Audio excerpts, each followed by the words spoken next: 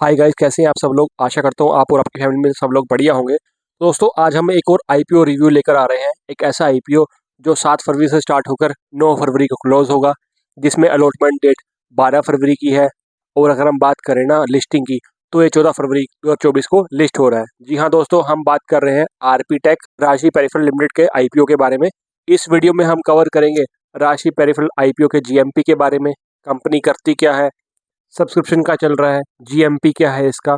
इसके अलावा कंपनी के फाइनेंशियल के बारे में डिस्कस करेंगे हम, कंपनी की स्ट्रेंथ क्या है, वीकनेस क्या है, और हमें इस आईपीओ में अप्लाई करना चाहिए या नहीं करना चाहिए। तो ये वीडियो बहुत इन्फॉर्मेटिव होने वाली है, तो इस वीडियो को एंड तक जरूर देखिएगा। दोस्तों, अब बात करते हैं राशि पेरिफेरल आईपीओ के जीएमपी के बारे में। जीएमपी यानी कि ग्रे मार्केट प्रीमियम। ये जानना जरूरी होता है कि जो ग्रे मार्केट प्रीमियम होता है ना, वो लिस्टिंग गेन के लिए जरूरी होता है। तो यहाँ पे अगर जीएमपी की बात करें राशि पेरिफेरल के आईपीओ में, तो अभी जो जीएमपी चल रहा है ना, वो पर शेयर 55 से 65 रुपए चल रहा है। और परसेंटेज के अंदर बात करें तो लगभग आपको 18% का जीएमपी मिल रहा है। तो अगर इसके प्रॉफिट्स की बात करें, प्रॉफिट के चांसेस हमारे कितने हैं, तो 55 का अगर हम प्रॉफिट लेते हैं तो 48 का लौट है, तो आपको 2640 रुपये का मिनिमम बेनिफिट हो सकता है। और मैक्सिमम बेनिफिट की बात करें तो 65 इंटू 48 करके 3120 का आपको मैक्सिमम बेनिफिट हो सकता है। लेकिन जो हमारा क्राइटेरिया है ना आईपीओ में पैसे इन्वेस्ट करने का, लगाने का, तो हमारा क्राइटेरिया 20% का है आईपीओ में पैसे लगाने का। लेकिन यहाँ पे जो जीएमपी चल रहा है ना, तो 18% चल रहा है। ठीक है, तो यहाँ पे जो जीएमपी का क्राइटेरिया है ना 20% से कम है, तो हमें थोड़ा सोचना पड़ेगा कि इस आईपीओ के अंदर अप्लाई करें या ना करें। और दूसरा दोस्तों, ये मैंने पहले भी बताया आपको ना, जो जीएमपी होता है ना, वो मार्केट ट्रेंड्स के अकॉर्डिंग अप एंड डाउन होता रहता है। तो बात करें ना, 7 फरवरी पहली डेट है अप्लाई करने के लिए, तो हमें थोड़ा सा स्टॉप होना पड़ेगा, थोड़ा सा वेट करना पड़ेगा, नज़र बना के रखनी पड़ेगी। बिकॉज जो आईपीओ में जो लिस्टिंग होती है ना, आपका अलॉटमेंट होती है बेसिकली, वो फर्स्ट कम फर्स्ट सर्व के बेसिस पे नहीं होती। दोस्तों, अब बात करते हैं राशि पेरिफेरल लिमिटेड है क्या और करती क्या है। दोस्तों, जो कंपनी है 1981 के अंदर बनी थी। ये एक ग्लोबल टेक्नोलॉजी ब्रांड है इंडिया के अंदर। इसके अलावा जो स्पेशलिटी है इसकी, वो है आईसीटी यानी कि इंफॉर्मेशन टेक्नोलॉजी के ऊपर कंपनी बेस्ड है। और अगर हम बात करें ना, कंपनी बेसिकली क्या क्या सर्विस प्रोवाइड करती है, तो कंपनी प्री सेल्स हो गया, technical support, marketing services, credit solution और वारंटी मैनेजमेंट सर्विस प्रोवाइड करती है। कंपनी बेसिकली 2 वर्टिकल्स में डील करती है। पहला आता है पर्सनल कंप्यूटिंग का, जिसमें वो हमें cloud computing kind of service provide करती है। और दूसरे की अगर हम बात करें ना, तो लाइफस्टाइल एंड आईटी एसेंशियल, जैसे मान लो सीपीयू हो गए, ग्राफिक कार्ड्स हो गए, मदरबोर्ड्स हो गए, वेबकैम्स हो गए, फिटनेस ट्रैकर्स हो गए। दोस्तों, अब क्वेश्चन आता है कि वाई राशि पेरिफेरल लिमिटेड। अगर हम इसकी प्रेजेंस की बात करें ना, तो इसकी लगभग 50 ब्रांचेस हैं और 50 ही सर्विस सेंटर है। ठीक है, और ये लगभग 680 लोकेशन में इंडिया में प्रेजेंट है बेसिकली। और इनके 63 वेयर हाउसेज हैं और इनके 52 ग्लोबल टेक्नोलॉजिकली ब्रांड है। और अगर हम रिवार्ड्स की बात करें ना, तो आप देख सकते हैं स्क्रीन के ऊपर, इनको बहुत सारे अवार्ड भी मिले हुए हैं। जैसे VAR इंडिया बेस्ट VAD 2023 मिला हुआ, अवार्ड मिला हुआ है। सैमसंग का एक अवार्ड मिला हुआ है। ठीक है, इसके अलावा अगर हम बात करें, एलजी की तरफ से अवार्ड मिला हुआ है, इकोनॉमिक टाइम्स की तरफ अवार्ड मिला हुआ है इसके अंदर। दोस्तों, अब बात करते हैं इस कंपनी का आईपीओ लाने का ऑब्जेक्टिव क्या है। ठीक है, तो पहला पॉइंट आता है इनके, इन्होंने जो कोई पर्सनल लोन, इन्होंने कंपनी ने जो लोन ले रखे हैं, आउटस्टैंडिंग ले रखा है, तो उसको रीपेमेंट करना है लोन का। सेकंड आता है इनके जो फंडिंग कैपिटल रिक्वायरमेंट, यानी कि डेली बेसिस पे जो इनके खर्चे होते हैं कंपनी के, उसको निकालने के लिए ऑब्जेक्टिव ला रही है। दोस्तों, अब बात करते हैं कि कंपनी पैसा कमा रही है या नहीं कमा रही, कैसा सीन है फाइनेंशियल क्या। तो फाइनेंशियल की अगर बात करें ना, सबसे पहला आता है टोटल एसेट्स। तो 2021 में जो कंपनी के टोटल एसेट्स की वैल्यू थी ना, 1594 करोड़ रुपए थी, जो एक साल में बढ़कर 2669 करोड़ रुपए होगी। यानी कि लगभग देखा जाए 1.5 गुना, मतलब कि एसेट्स के अंदर बढ़ोतरी हुई है। और पिछले साल की बात करें ना, 2023 के 31 मार्च को, तो लगभग 2798 करोड़, यानी कि लगभग 2800 करोड़ के इनके एसेट्स की वैल्यू थी। और अभी लास्ट 6 महीने पहले 30 सितंबर को जिनको क्वार्टर क्लोज हुआ है, उसमें इनके एसेट की वैल्यू 4058 करोड़ रुपए थी। तो देखा जाए ना, इनका जो ईयर ऑन ईयर है ना, जो एसेट की वैल्यू है, वो बढ़ती जा रही है, जो कंपनी के लिए एक अच्छा साइन है। दोस्तों, अब बात करते हैं रिवेन्यू के ऊपर। तो 2021 के अंदर कंपनी का रिवेन्यू 5,930 करोड़ रुपए था, जो 2022 में बढ़कर 9,321 करोड़ रुपए हो गया।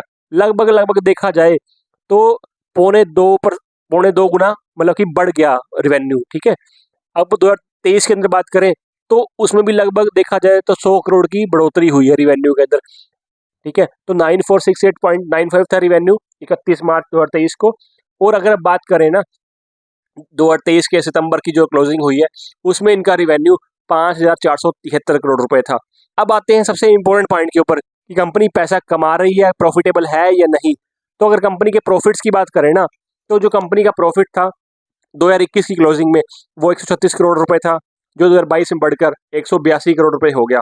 ठीक है, तो ये कंपनी का प्रॉफिट यहाँ पर बड़ा है। अब आते हैं 2023 की जो क्लोजिंग हुई थी उसमें कंपनी का प्रॉफिट घटकर 123 करोड़ रुपए रह गया। और अगर बात करें 30 सितंबर 2023 को जो कंपनी का जो प्रॉफिट है अभी 72 करोड़ पे चल रहा है।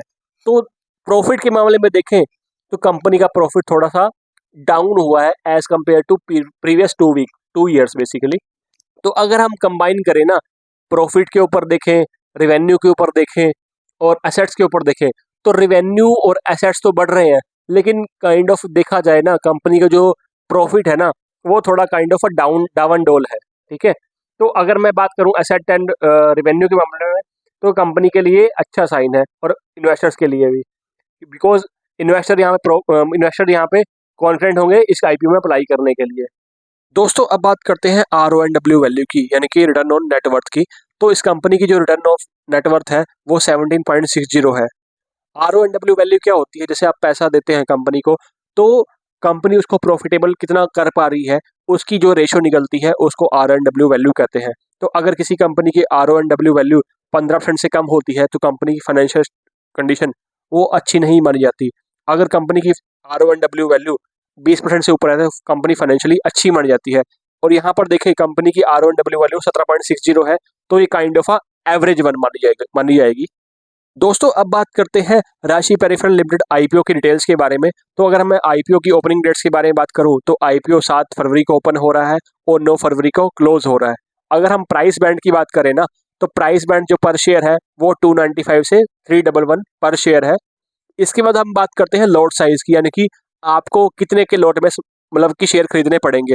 तो यहाँ पे 48 का एक लॉट साइज है, तो यहाँ ये देखा जाए ना पर शेयर के हिसाब से आप 48 के लॉट के खरीदने के लिए आपको मिनिमम 14,160 रुपए इन्वेस्ट करने होंगे। ठीक है, और अगर हम बात करें ना ऑफर डिटेल्स यानी कि कंपनी कितना पैसा उठा रही है तो कंपनी यहाँ से देखा जाए ना इस आईपीओ से 600 करोड़ रुपए उठा रही है। और वो 600 करोड़ जो उठा रही है ना वो सारा फ्रेश इशू है, कोई भी OFS नहीं है, यानी कि ऑफर फॉर सेल नहीं है। यानी कि जो इनके एग्जिस्टिंग इन्वेस्टर्स हैं, जो कंपनी के प्रमोटर्स हैं या ओनर्स हैं, वो अपना कोई भी शेयर इस आईपीओ के अंदर नहीं बेच रहे।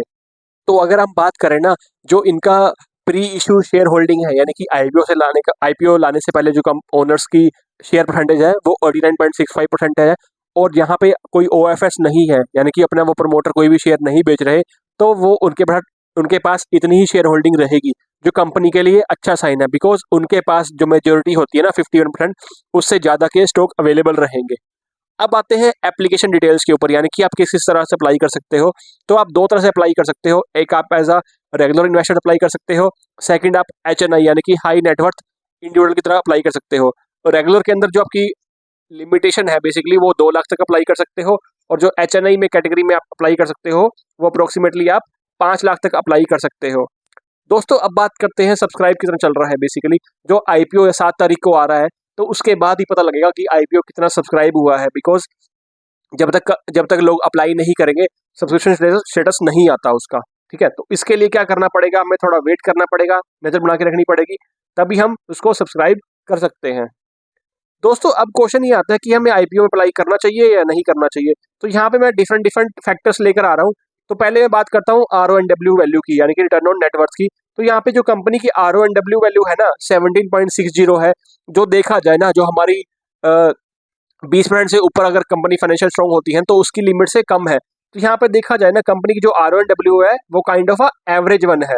ठीक है, और अगर हम बात करें ना रिटर्न ऑन इक्विटी की, यानी कि जो मतलब कितना रिटर्न दे रही है कंपनी ऑफ शेयर के ऊपर, तो वो 19.33 है, जो भी देखा जाए एक काइंड ऑफ एवरेज वन है। ठीक है, जो मतलब कि जो रिटर्न ऑन इक्विटी है वो लगभग 20% से या 25% तक होनी चाहिए एवरेज आईपीओ में अप्लाई करने के लिए, लेकिन वो यहाँ पर नहीं है। तो ये भी kind of a negative point है या फिर एवरेज पॉइंट बोल सकते हैं। अब आते हैं जीएमपी कितना चल रहा है। तो अगर जीएमपी की बात करें ना, यहाँ पे जो जीएमपी चल रहा है वो पर शेयर 55 से 65 रुपये चल रहा है, जो देखा जाए अप्रोक्सीमेटली परसेंटेज के अंदर वो 18% होता है। और जो हमारी जीएमपी का क्राइटेरिया है ना आईपीओ अप्लाई करने के लिए, तो वो मिनिमम 20% है। तो यहाँ पर जीएमपी भी एक मिनिमम क्राइटेरिया से कम है, ठीक है। तो यहाँ पे थोड़ा सा इन्वेस्टर्स के मन में कंफ्यूजन रहेगा कि हम इस आईपीओ को अप्लाई या करें या ना करें, ठीक है। दोस्तों जैसे मैंने पहले भी बताया ना कि जो जीएमपी होता है मार्केट ट्रेंड्स के अकॉर्डिंग अप एंड डाउन होता रहता है। और जो यहाँ पे क्या करना पड़ेगा, हमें नजर बना के रखनी पड़ेगी जीएमपी के ऊपर, यानी कि जैसे 7 से 9 फरवरी के बीच में आईपीओ होगा, तो हमें उस टाइम पीरियड के अंदर जीएमपी के ऊपर नजर बना के रखनी पड़ेगी कि जीएमपी कितना चल रहा है। उसके बाद हम डिसाइड कर सकते हैं कि हमें इस आईपीओ में अप्लाई करना है या नहीं करना। दोस्तों अब आते हैं कंपनी की स्ट्रेंथ के ऊपर।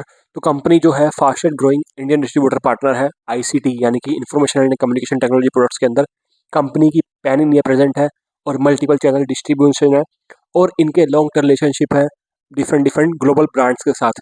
इनके जो बिजनेस मॉडल है वो स्केलेबल है, और उनके पास स्केलेबल मॉडल कैसे है, उनके पास बैक एंड में एडवांस टेक्नोलॉजी स्टैक अवेलेबल है, ठीक है। और इनका जो कंपनी का जो है फाइनेंशियल एंड ऑपरेशनल ट्रैक बहुत अच्छा है। तो ये कंपनी की कुछ स्ट्रेंथ होगी जो कंपनी का देखा जाए kind of a positive side है। दोस्तों अब आते हैं कंपनी का रिस्क इन्वॉल्व क्या है। तो जो कंपनी है ना, जो ग्लोबल टेक्नोलॉजी ब्रांड है, वो अपने ब्रांड्स को मेंटेन करने के लिए ना दूसरे ब्रांड्स के ऊपर डिपेंडेंट रहती है। इसके अलावा जो कंपनी के हैं ग्रॉस मार्जिन काफ़ी कम है। इसके अलावा अगर बात करें, कंपनी के पास kind of a negative cash flow है, यानी कि जो कंपनी का कैश फ्लो है जो इन हो रहा है वो कम है, और जो आउट हो रहा है वो ज़्यादा है, इसलिए कंपनी का कैश फ्लो नेगेटिव है। इसके अलावा जो एबिटा मार्जिन है, यानी कि जो प्रॉफिट मार्जिन देखा जाए कंपनी के, वो भी डिक्रीज हो रहे हैं। और जो कंपनी है जिस सेगमेंट में काम करती है ना, वो कंपटीशन बहुत ज़्यादा वहाँ पे हाई है। तो ये देखा जाए ना कंपनी के लिए काइंड ऑफ कुछ नेगेटिव पॉइंट है।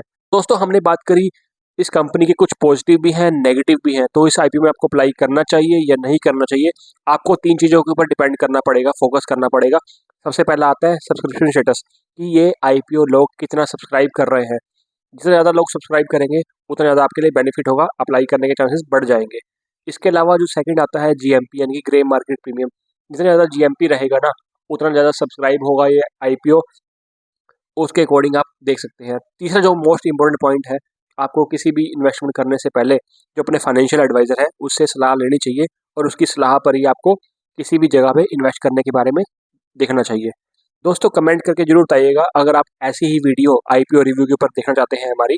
दोस्तों आज की वीडियो में इतना ही। अगर आपको हमारा कंटेंट पसंद आया तो आप लाइक कीजिए, सब्सक्राइब कीजिए एंड शेयर कीजिए, और देखते रहिए चैनल फाइनेंस विद चाहत। मिलते हैं आपसे नेक्स्ट वीडियो के अंदर, तब तक के लिए बाय बाय।